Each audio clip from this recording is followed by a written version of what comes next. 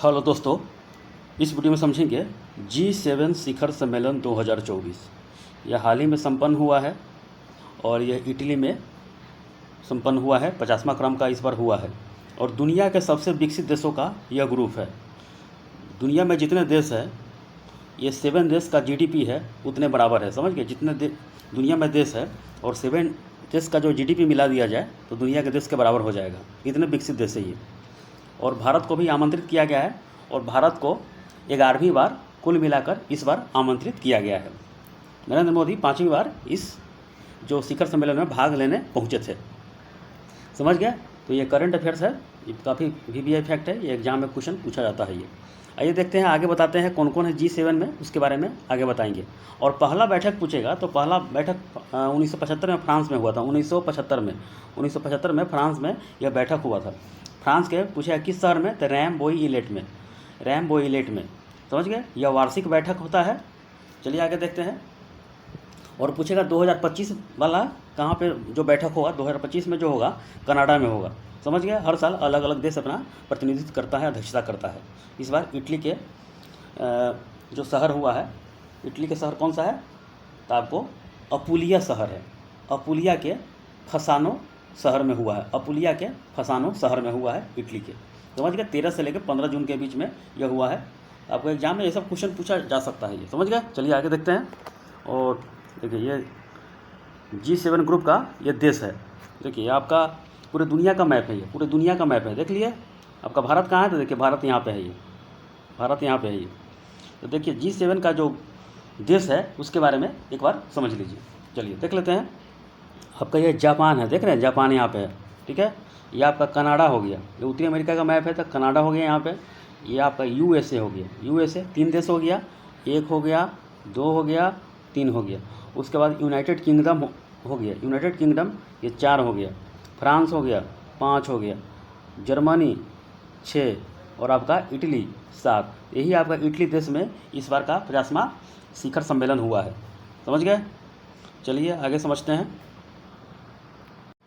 चलिए अब आगे देखते हैं। अब तो ग्रुप 7 में आप देख लिया देश, इसमें कनाडा हो गया। कनाडा में 2024 में तो इस बार हुआ है कहाँ पे? तो इटली में हुआ। आपका इटली देश यही है। 2024 में कहाँ पे हुआ है?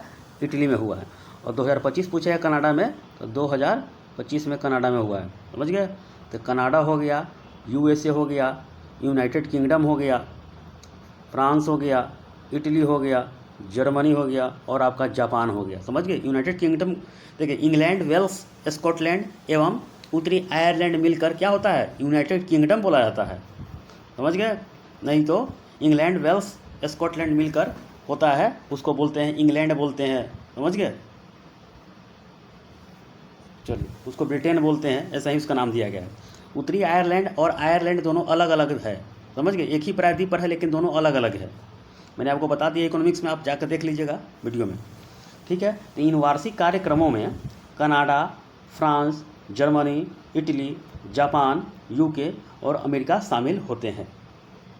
हर बार एक अलग मेंबर द्वारा आयोजित एवं होस्ट किया जाता है। 2024 का जो मिला है, जो शिखर सम्मेलन का बैठक, इटली को मिला है अध्यक्षता। समझ गया? चलिए आगे देखते हैं। देखिए शुरू में इसका 6 मेंबर था। कौन कौन था? तो France, America, United kingdom, Germany, Japan एवं इटली था। ठीक है, हुआ करता था उस समय। लेकिन 1976 में 1976 में G7 बन गया, जब कनाडा इसका 7वां सदस्य बन गया। ये पूछा जा चुका है एग्जाम में। 76 में कनाडा को शामिल कर लिया गया। उसके बाद 1997 में रसिया को शामिल होने पर यह G8 बन गया, यानी कि G8 हो गया। 8 देशों का समूह बन गया। बाद में 2014 में यूक्रेन के क्रीमिया क्षेत्र पर कब्जा कर लिया था रसिया। उसके बाद और जो बहुत जासूसी करने लगा रसिया, उसको अलग कर दिया गया। समझ गया? तो रूस के निष्कासन के बाद समूह का नाम फिर से G7 कर दिया गया। यूरोपियन यूनियन EU, इसको शॉर्टकट बोलते हैं EU, 1977 से लगातार G7 के बैठक में भाग लेता आया है। पूछा जा चुका है एग्जाम में। समझ गया? यूरोपियन यूनियन का प्रतिनिधित्व यूरोपियन परिषद के अध्यक्ष और यूरोपियन आयोग के अध्यक्ष द्वारा संयुक्त रूप से किया जाता है। समझ गए? तो ये एग्जाम में क्वेश्चन बन चुका है। 1977 में यूरोपियन यूनियन इसमें शामिल होता आया है। समझ गए। चलिए आगे देखते हैं। तो देखिए अब है कि G7, देखिए G7 7 सर्वाधिक औद्योगिकरण वाले लोकतांत्रिक देशों का एक अनौपचारिक समूह है जिसका अपना कोई अस्थायी सचिवालय नहीं है। यूपीएससी एग्जाम में पूछा जा चुका है, समझ गए, ऑप्शन दे देकर। इसका कोई अस्थायी सचिवालय नहीं है क्योंकि यह हर एक देश में अलग अलग क्रम बदल के वहाँ पे बैठक होता है। 1973 में अरब देशों द्वारा इसका जो शुरुआत हुआ था, कैसे हुआ था देख लीजिए। 1973 में अरब देशों द्वारा कच्चे पेट्रोलियम तेलों की कीमत में अचानक वृद्धि करने के कारण उत्पन्न संकट पर चर्चा करने के लिए फ्रांस की पहल पर G7 का गठन किया गया था, समझ गए। 1973 में उपजे इस अचानक कच्चे पेट्रोलियम तेलों की कीमत में वृद्धि को पहला वैश्विक तेल झटका भी कहा जाता है। 1973 में जो कच्चा पेट्रोलियम होता है उस पर अचानक वृद्धि हो गया था उसमें कीमत में, उसके बाद चर्चा लिया गया था, समझ गए। तो G7 को वैश्विक आर्थिक मुद्दों पर चर्चा करने और ऐसे आर्थिक मुद्दों पर समन्वित प्रतिक्रिया तैयार करने के लिए एक अनौपचारिक समूह बनाया गया था उस समय। बाद में इसमें शांति और सुरक्षा, आतंकवाद निरोध, विकास, शिक्षा, स्वास्थ्य, पर्यावरण और जलवायु परिवर्तन सहित वैश्विक चुनौतियों पर चर्चा शुरू हुआ इस पर, समझ गए। आज यह इतना आगे जा चुका है ये। चलिए आगे देखते हैं। देखिए G7 एक अंतर सरकारी राजनीतिक और आर्थिक मंच है जिसमें Canada, Germany, Italy, Japan, United kingdom एवं USA है। इसके अलावा यूरोपियन यूनियन संघ एक गैर गणना सदस्य है। 1976 में कनाडा G7 में शामिल हुआ तो G7 बन गया, यानी उससे पहले G6 था। 1997 में रसिया को शामिल कर लिया गया, तब G8 बोला गया। यूरोपियन यूनियन 1977 से भाग लेता आया है। 1975 में पहली बैठक हुआ था फ्रांस के रैम्बोइलेट में, समझ गए। ये पूछा जा चुका है एग्जाम में।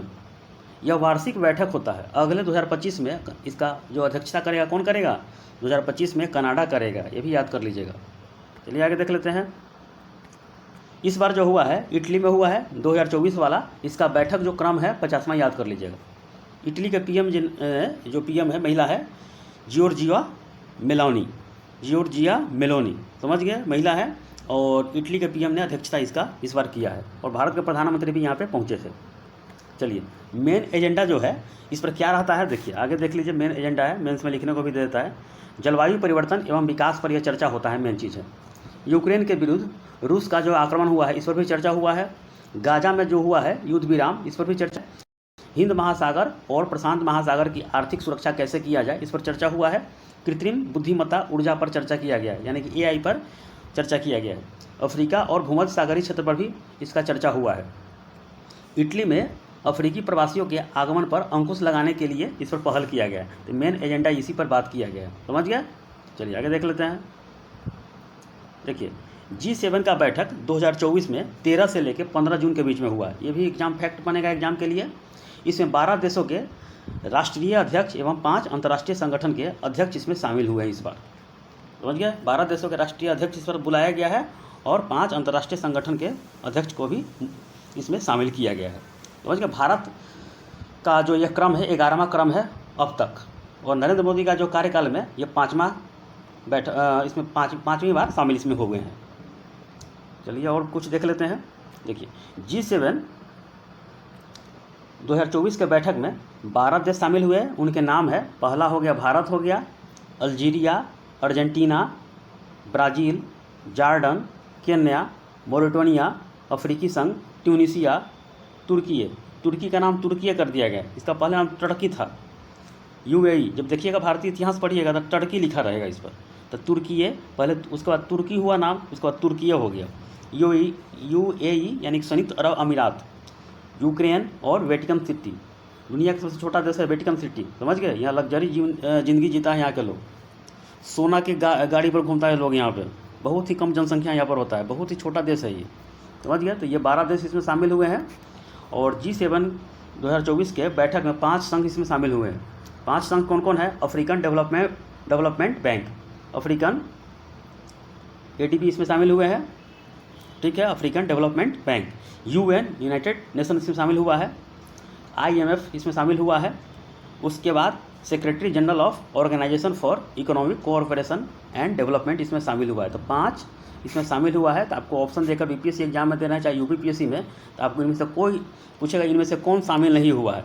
तो याद कर लीजिए, अफ्रीकन डेवलपमेंट बैंक हो गया, यूएन हो गया, आईएमएफ हो गया, secretary general of the organization for economic cooperation and development इसमें शामिल हुआ है। ये समझ गए। और आपका एक और देश इसमें, एक और संगठन इसमें शामिल हुआ है, वर्ल्ड बैंक। इसमें चढ़ा लीजिएगा, वर्ल्ड बैंक। वर्ल्ड बैंक इसमें शामिल हुआ है। कुल मिला के 5 इसमें शामिल हुआ है। समझ गए। ये वर्ल्ड बैंक जो है विकास के लिए लोन देगा, और आईएमएफ क्या देता है, किसी देश का जो आर्थिक स्थिति घट गया है तब जाकर लोन देता है। ये इसके हिसाब से चलना पड़ता है। मैंने आपको बता दिया इकोनॉमिक्स में, आप जाकर देख लीजिएगा। चलिए आगे देखिए। आगे देखिए, G7 के बैठक में नरेंद्र मोदी का जो भारत के प्रधानमंत्री है 5वीं भागीदारी है। समझ गए।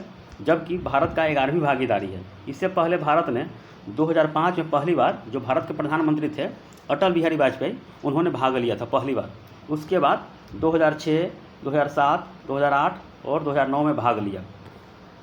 नरेंद्र मोदी जो भारत के प्रधानमंत्री है, तीसरी बार शपथ ग्रहण करने के बाद G7 के बैठक में भाग लेने पहुँचे। पहली बार बैठक में भाग लेने पहुँचे 2019 में, 2021 में, 2022 में, 2023 में और 2024 में। समझ गए। तो मेन फोकस ये चीज़ सब कीजिएगा। आपका G7 आपका यही मेन टॉपिक है, समझ लिए।